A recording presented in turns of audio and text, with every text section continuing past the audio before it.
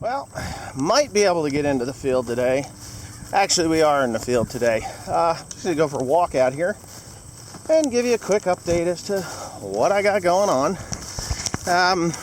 Got Timothy, he's over there with the 4450. He's raking this stuff, and I call it this stuff because that's about what it is.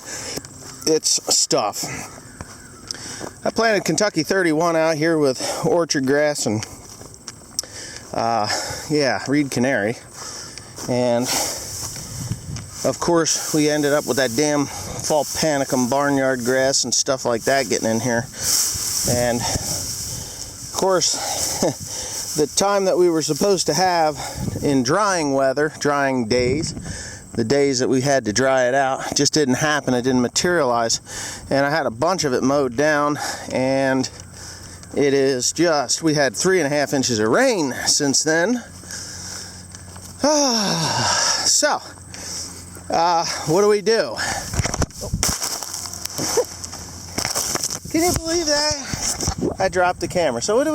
We just kind of let it out here.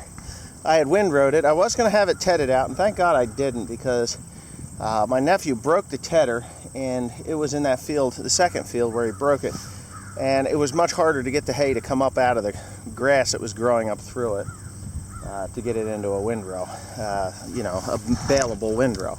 So we do have a slight little breeze. It's not a lot, but it's a slight breeze, and sunshine, probably 80% sunshine today, which will get this stuff to dry out enough to get it into a bale.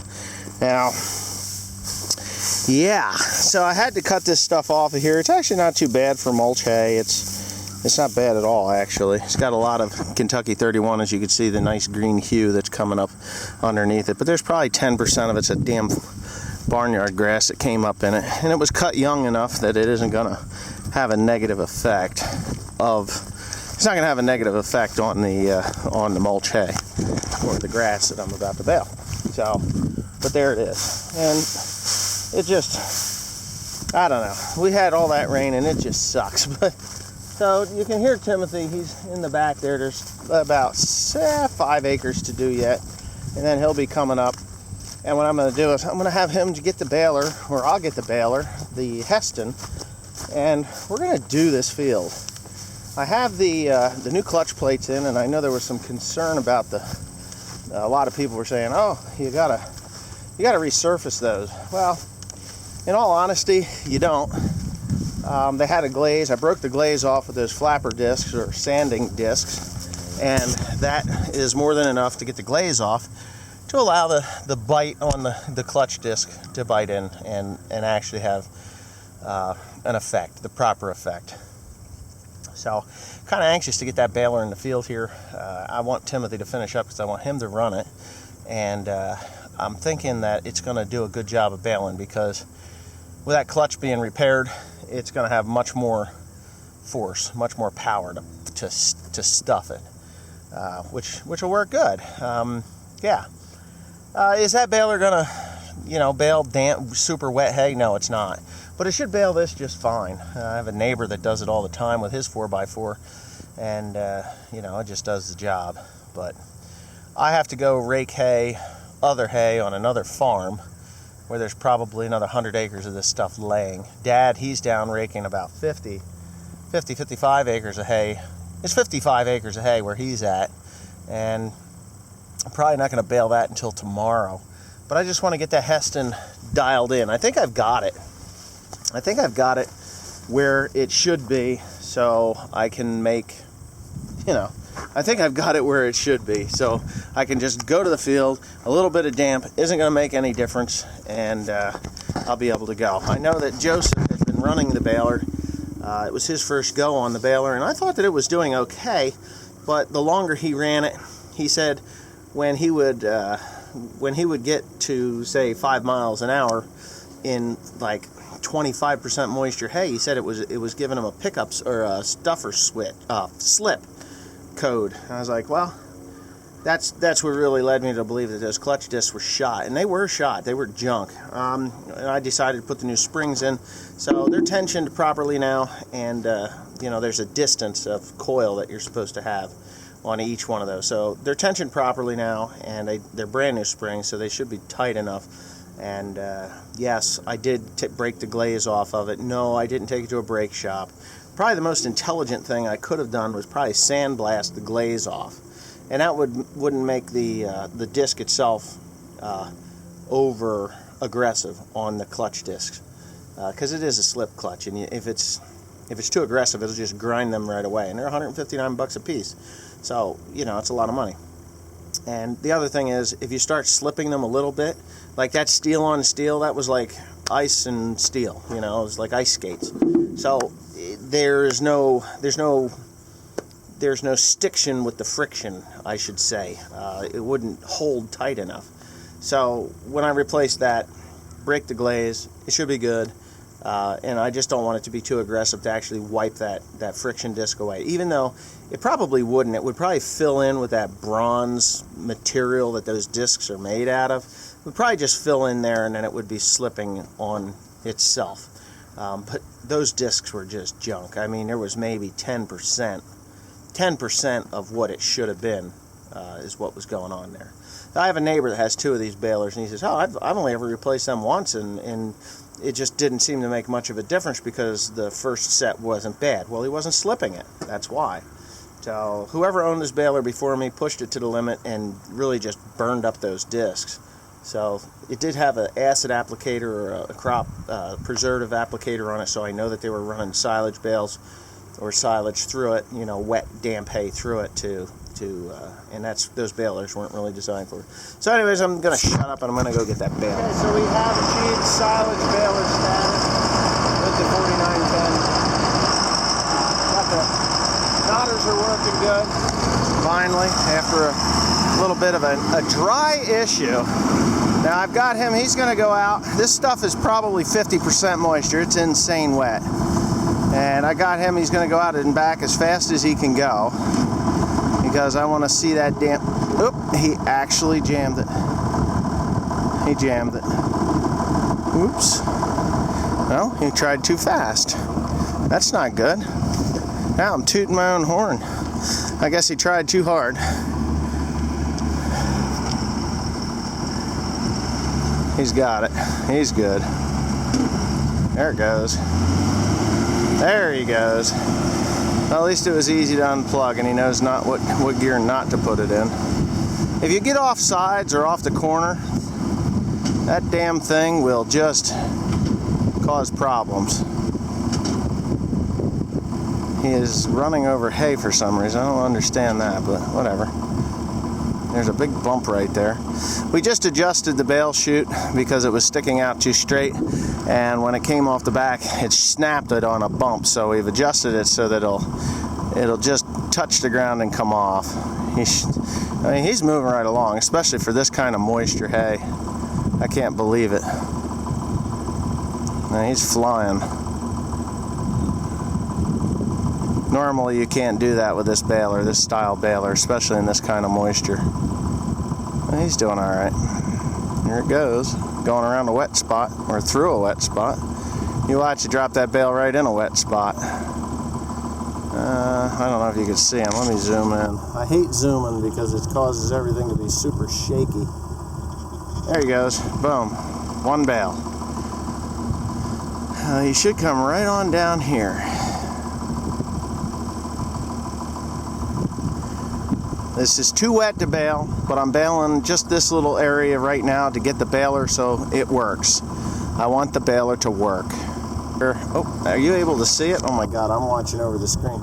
We've hot rodded and modded this baler to the point where it will just do things it's not supposed to do. Look at that water splashing everywhere. You telling me any Hesston 4910 that'll do that?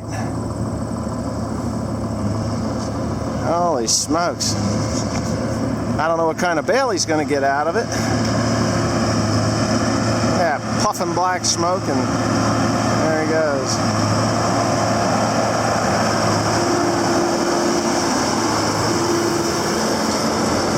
Yeah, it's just entirely too wet to be doing what we're doing. But there it is. I don't know though. We might be able to go and do it.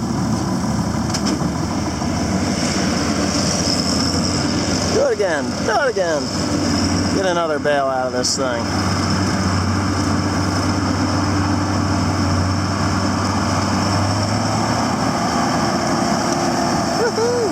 There he goes. Hoping this thing will fall off here. It's not filling all the way to the top because of the moisture, which is perfectly normal, but it's still a tight bale. If I could get this hay to be dry, we'd be doing something good. I don't know what the hell I could do. There it is. So let's just go ahead and do a little bit of an exercise. He should, on the next one back, he should be able to drop a bale right about here. And according to my calculations and bale droppage, hopefully he does. As this next one is really going to tell the story whether we're going to have, whether it's going to do it or not. I'm shocked. The other day I had Joe in this thing, and he just kept having to go real slow, just because of the damp hay, and it was not nearly as damp as what this is. Just so's you knows.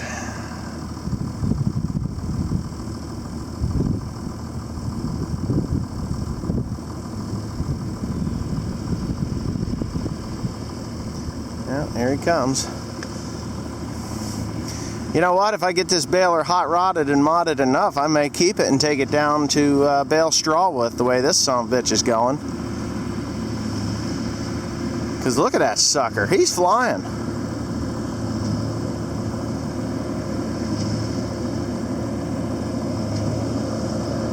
Hell yeah, I'd take it down there. If it can go through this damp, wet shit like this, I'm pretty sure we can bale all the straw we ever want to with it. Holy hell, look at that son of a bitch go. Look at a swamp ratter. There's a swamp rat in it. That's insane. There it is. So that's the bale that's going to come off the back. See if we can get it off. I'll take it off of the tractor here. If this was bone-ass dry hay, we wouldn't have any issues at all. Watch this, here he comes. And if he doesn't break the bale going around the corner with that,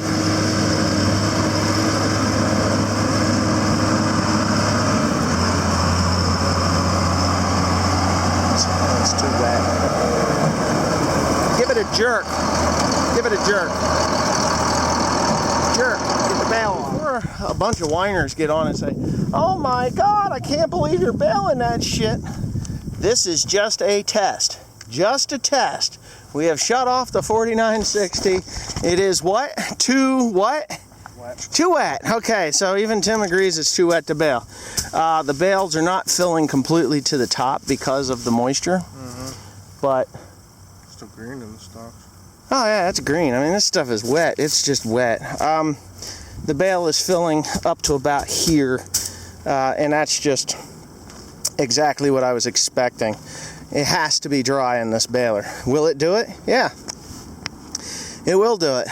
So this just gives me some confidence that this machine is going to be able to do what I want it to do.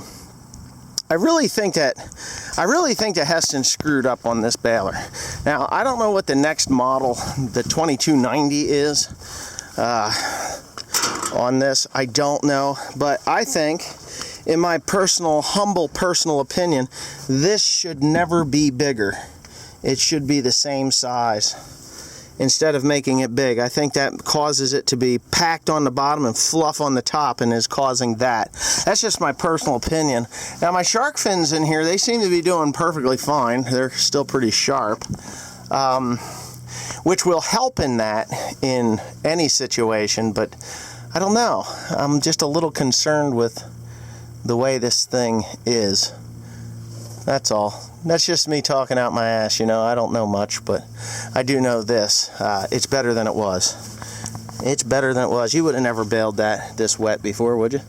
Never in a million years.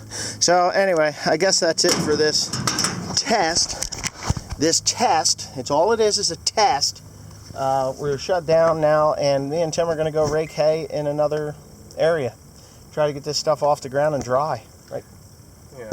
Okay. I figured out why they're